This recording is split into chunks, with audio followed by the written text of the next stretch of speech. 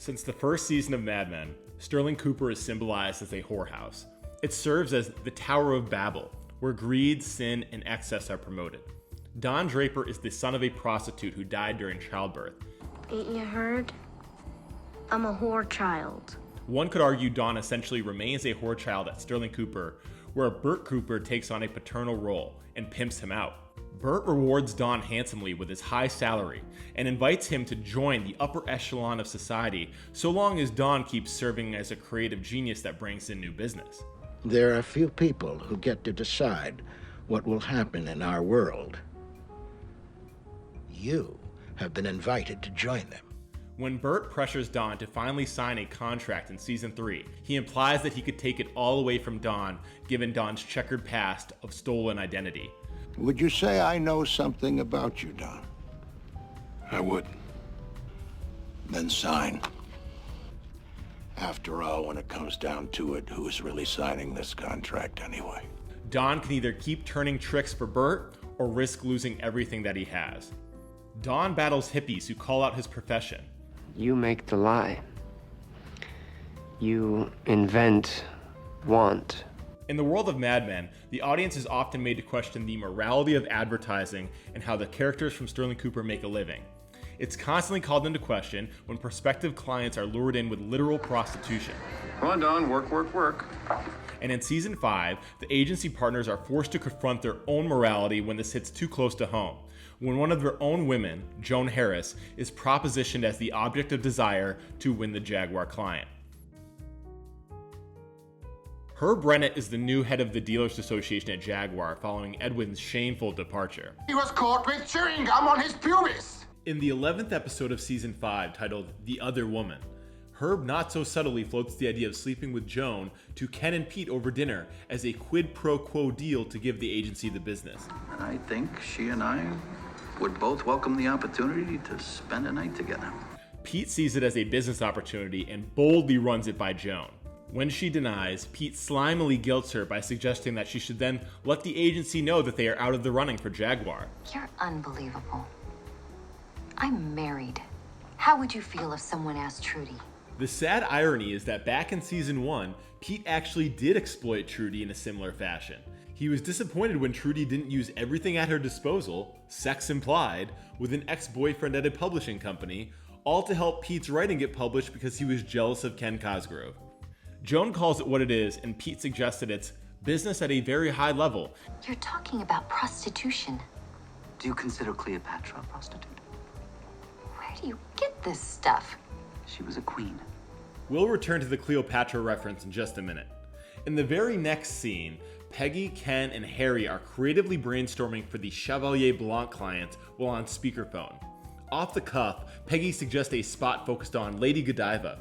Instead of jumping into a bar, he comes upon Lady Godiva on a horse, as naked as we are allowed to make her.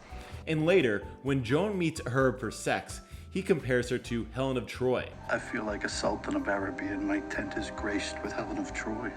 Renowned in Greek mythology as the most beautiful woman in the world. In this episode, Joan is compared to several women of history through writing and costume. Let's start with Cleopatra. When Joan meets Herb for sex, he adorns her with an emerald. The emerald is a direct nod to Cleopatra, who, as an Egyptian ruler, is believed to have had exclusive access to the ancient emerald mines near the Red Sea. I thought a woman with your complexion would look good in emerald. She wore the gems and supposedly used her personal collection to solidify political alliances. The Romans often cited her charm and seduction, even referring to her as a prostitute queen. It's also notable that the 1963 film Cleopatra, starring Elizabeth Taylor, had released just a few years before this episode would have taken place. Mad Men's plots are constantly interwoven with historical events and cultural talking points of the time period. In the film, Elizabeth Taylor wears a striking green dress with golden-colored snakes on them. When Dawn comes over to Joan's house to tell her not to go through with the agreement with Herb, she's wearing a green robe with a very similar golden marking on it. As for Lady Godiva, according to lore, she called her husband's bluff to ride nude through the streets of 11th century Coventry to lower taxes for the townspeople. John Collier's famous 19th century painting of Lady Godiva, along with the 1955 film starring Maureen O'Hara, depicts Godiva as having red hair and a green saddlecloth. The other day when we were all touring your offices, our guide was a dynamite redhead. Once again, Joan's green robe is notable, calling back to the saddlecloth, considering she just revealed herself to Herb like Godiva did in the streets of Coventry. Joan is pictured in a blue emerald dress earlier in the season, during the episode in which the partners take the Jaguar client to the whorehouse. In the scene where she's wearing the dress, Lane calls Pete a pimp. You're a grimy little pimp. Which, along with the dress, is foreshadowing Pete pimping Joan out just 5 episodes later and selling her on the idea of being Cleopatra.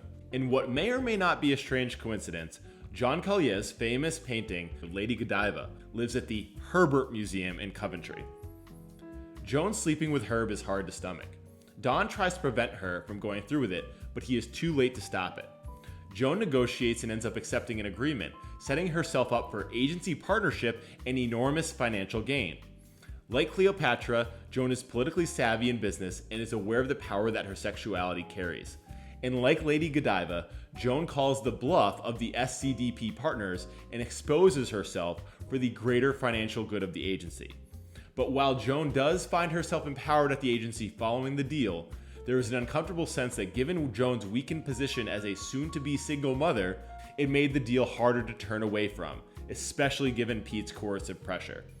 This is not the first time that the undertones of sex appeal and prostitution have been cast on Joan in the show. She thematically took on the role of the Whore of Babylon in season 1 when sleeping with Roger and using her sex appeal for power over the other men in the office. And she was compared by the men in the office to Marilyn Monroe for an ad campaign. Marilyn? Well, Marilyn's really a Joan, not the other way around.